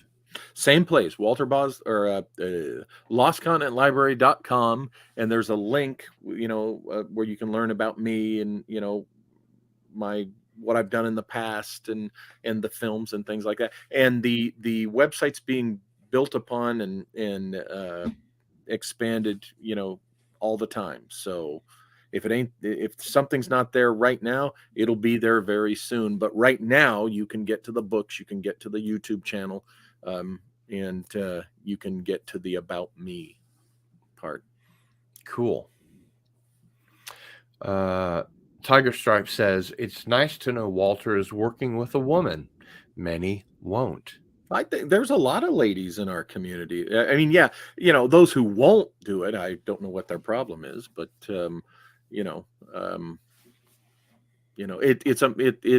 I guess it's meeting the right one that you kind of see this field and these things from a similar or same perspective, so you understand what each other's about and what your objectives are.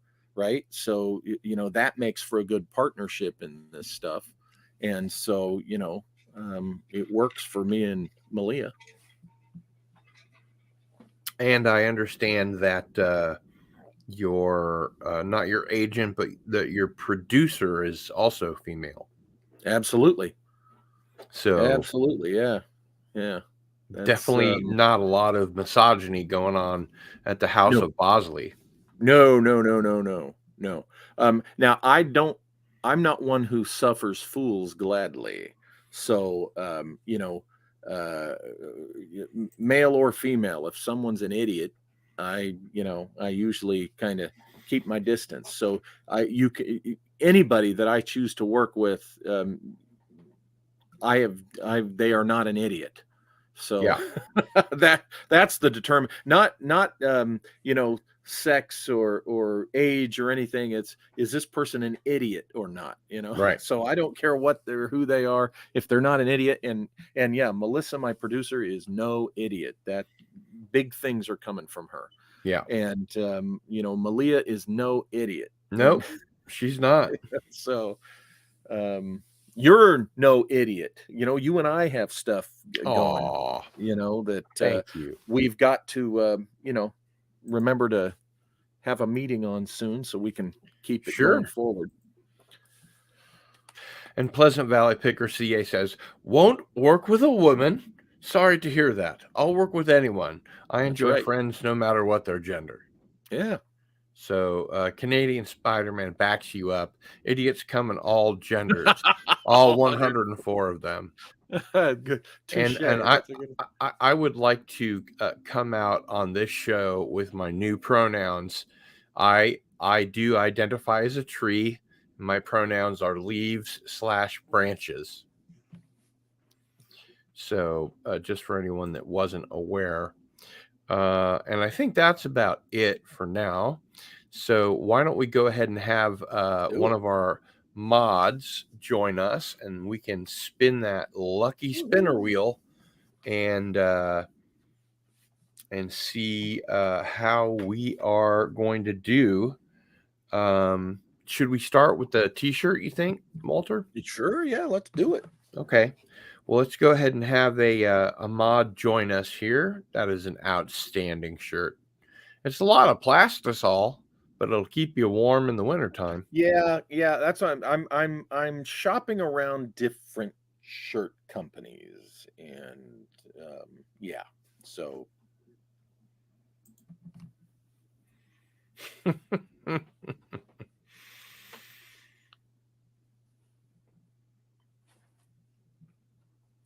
yeah, Canadian Spider-Man says, working with a woman these days might lead to allegations and or trouble, so I can understand those guys.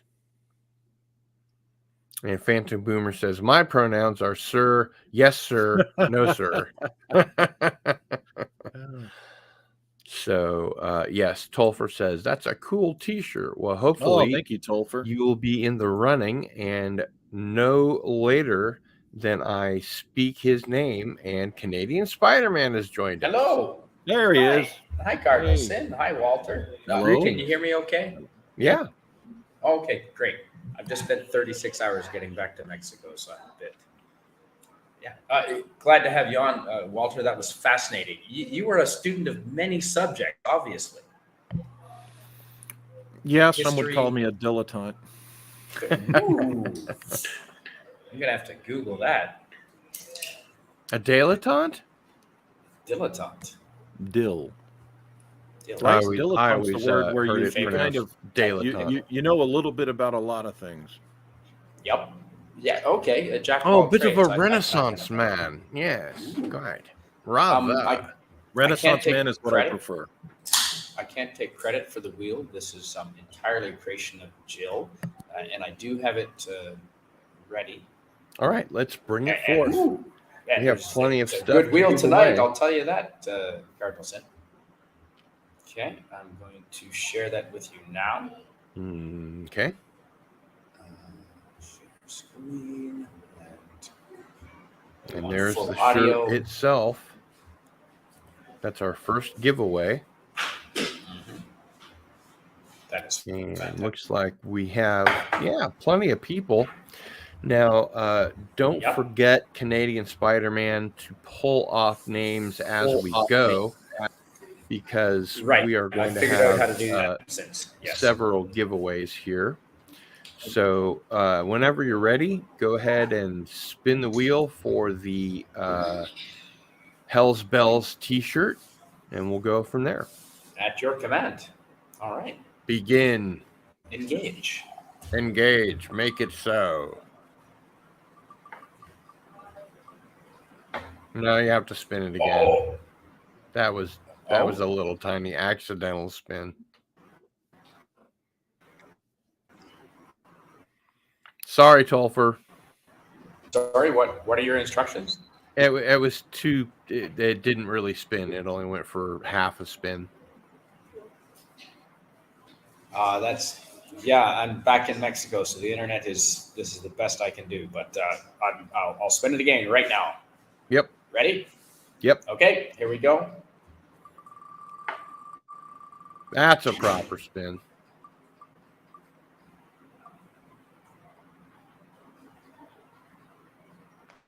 Phantom Boomer. Congratulations. Boomer. Congratulations. All right. So Phantom Boomer is the winner of that t-shirt. And I want to make sure before we move on to the next one that Phantom Boomer lets me know his t-shirt size and his mailing address. I have to spell it first correctly. And send them to gil@sunflower.com, and that way we'll be able to make sure that you get your prize. And I would like to offer something because I'm such a sensitive human being. Absolutely. If Tolfer doesn't win anything on the subsequent spins, I think I can probably work up some consolation prize to assuage the disappointment of the. Well, you did see how the it didn't first spin right. Was kind of a false start, but I think I might be able to. If Tolfer doesn't win Yeah. on one of the following spins, I'll figure out a consolation. Fair enough. We can send. It did a full spin here. If you were behind me, you would have here seen it just kind of went. Yeah, no, that's it's Mexico. And Pleasant Valley Picker says, my t-shirt size is too effing big. And Darth Scipio asks, how do we get into the action? So at about 20 minutes after the first hour, we've had the link up where you can go to that URL and you can put in your name to go on the spinner wheel. Mm-hmm. And we do that every week, every single week. Yes, but it closes. It closes 5 minutes before you come on to help us spin. So at this point, it's all stitched up. No, it's all done. It's locked in cement. So, and I'll remove Phantom Boomer. Is that what you want me to do, Cardinal? Yes, please. Okay. I can remove that. As you and wish. Then the next win is going to be for a critical hit Gaming with Cardinal Sin phone cover, which is both fetching in its design and provides the necessary weight at the other end of your phone. So if you drop it, it will fall directly onto the case. It's a really high quality case, but your phone might not be this size. So whoever wins this one, make sure and let me know what your phone size is and send it to the same email address. Let's roll it. All right.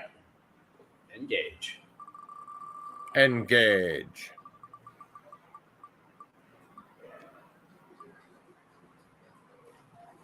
Mr. MH.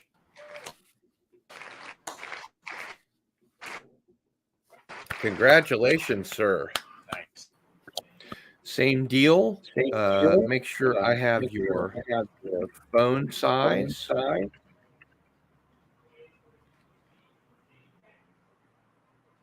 And your mailing address.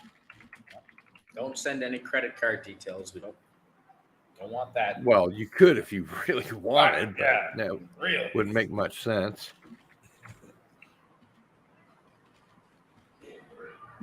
And send those details to gil@sunflower.com. All right, now we have to break up these videos here. So I say we do them a few at a time. And let's see which ones we're going to work with first here. And Cardinal Sin, I'll remove Mr. MH. Yes, please. Okay, removing him now. Congratulations, Mr. MH. He's here Absolutely. a lot. All of these people are here a lot, actually. We have a lot of regulars in the chat. We had over 30 people watching live. I think this is going to be one of those everybody wins type of situations. Mm-hmm. So we're going to start out with the death of Superman and the 4K of Looper, as well as the autographed copy of First 211's newest album autographed. So let's go ahead and spin the wheel for that one. Okay. Spinning now. 3, 2, 1.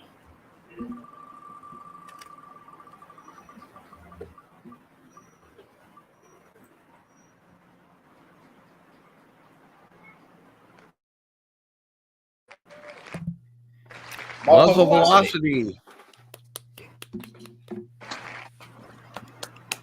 Congratulations. You're here. All right. So that will be for muzzle velocity.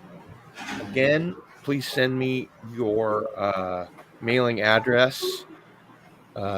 Email that to me at gil@sunflower.com. Don't mess with Phantom that. I'm Boom actually says, live now. Cardinal Sin, how come that young-looking fellow in the middle of the wheel never wins anything? Doesn't seem fair. I know, right? Okay, so now we are going to give away the Family Guy Star Wars trilogy. And I'll remove muzzle velocity from the wheel. Yes, please. Yep. And that's done. Okay. At your command. Now, remember, everybody who's winning, I'm not keeping track of any of this. You have to email me all the requisite information to gil@sunflower.com. That's 1L. And mention what you won and your mailing address and all the other important details. So the next one is going to be for Requiem for a Vampire and Deep Red. I think those go along pretty well. So let's go ahead and roll that one. Spin that wheel. Yep. Spinning the wheel right now, Cardinal. Engage. Engage. Oh! Admiralty. That was Admiralty. Beautiful. Good stuff. Congratulations. And your moderators, Cardinal Sin, will definitely keep track of who's winning what. You have. Thank you. You have some And good muzzle moderators. velocity says, "What? I am to be That was pretty funny. So Admiral T gives out a woohoo. So let's remove him. Yep, I'll remove Admiral Teague right now. And then the next movies that we're going to give away are Ip Man 2 with Donnie Yen, which is a great such a good film, movie. and Such Ip a Man good movie. 4 and Payback Time. And this one is a triple feature with Rutger Hauer, Chuck Norris, and Jan Michael Vincent in Blind Fury, Silent Rage, and White Line Fever. Roll it. All right, spinning the wheel now. Engage. Engage.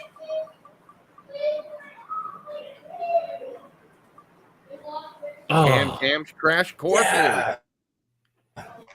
Woohoo! Cam.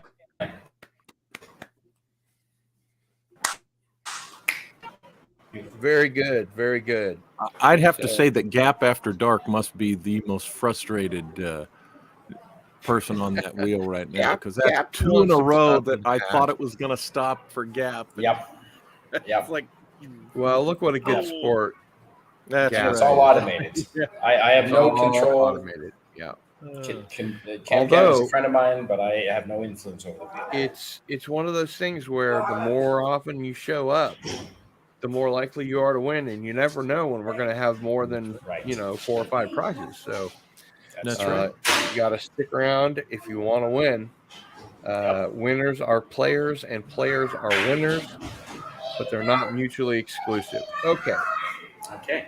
Removing Cam from Canadian Spider-Man, is all that hullabaloo in the background of your end? It is. Okay. Yes, there are many children here. So our and- last one is going to Sorry be about season that. 3 of The Expanse and The Secret Life of Walter Mitty with Ben Stiller. I believe he also directed it as well. So engage. Okay, it's spinning now. We will beat the children.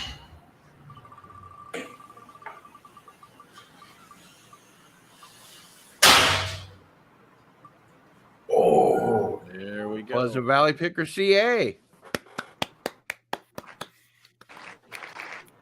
Congratulations. congratulations.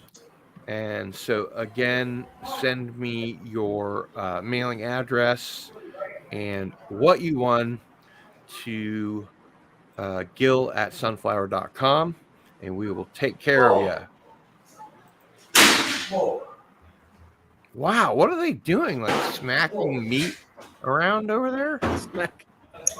There's some stuff going on here, yeah. I guess so. Well, thanks for all the help. Before we have more loud smackings of whatever's being smacked, we There's should probably mostly let kids. you go. Do you want to stand up and give everyone a shot of the backside of your shirt? I sure do. Absolutely. Well, I can spin it around, I'll tell you what. Not everybody can do that, ladies and gentlemen. There we go. That's right. There you go. Indeed. Excellent. Excellent. Impressive. Which one did you So, yeah, fantastic. I will go and discipline some kids right now. But great to have you on, Walter. Hey, Fantastic. as good to be always. here. Great Always to good have see you on, Canadian Spider-Man. Thanks for all the help. Happy to be here. Happy to help out. Oh, and before you go, Ari says CSM is running a pinata assembly factory on the side. Yeah, no kidding. Yep. Yeah. We'll get this sorted out. All right. Well, hey, you Thank and you I very need much. to be in touch. So Yes. not tonight necessarily, but sometime after the show, let's be in touch. And I'll give you my Mexican phone number, actually, Cardinal. okay. And Seriously. we will see you definitely, if not earlier, next week. Yep, absolutely. Very Walter, good. Again, I mean, you're every time you come here, look at the numbers. Oh, thanks. Hey, I enjoy it. Big I always numbers. like coming here. Big That numbers. was fascinating. We touched into history. Fantastic. All right, I'll be off now. Thank you. All righty. For everything. Thank you, CSM. Okay, you're welcome. Bye now. Everyone's a winner, almost. So let's see. We are just about 2 minutes and 2 hours and 10 minutes, rather. Was there anything that you wanted to touch on, Walter, that we haven't done so yet? No, I think we touched on everything we talked about, plus additional things that I was glad to, I was glad to be able to talk about the Napoleon book, which I'm excited to be, working on. And as I said, Kaleidoscope Grimoire will be, there will be a little teaser for it in a few weeks. And tomorrow, go to the Walter Bosley channel if you're interested in the Grim Scene Investigations episode. I totally forgot about that. At the Integratron. Yes. So you're going to be live casting, right? Yep. We're going to be out there. And for people that don't know, can you tell us what the Integratron is, or what it was supposed to have been? What it's supposed to have been was a rejuvenation machine. That is essentially a machine that a human being could maintain youth, perhaps expand, the lifespan. And it's tied into the Telluric current. It works on time and space principles. Van Tassel allegedly, or believed, or claimed he believed, that the design of it was brought to him by men from another world. Ah, yes. Whether he believed that or not, or that's what really happened or not, it is a most interesting structure. Was this George Van Tassel or George Adamski? George Van Tassel. Yeah, that's what I thought.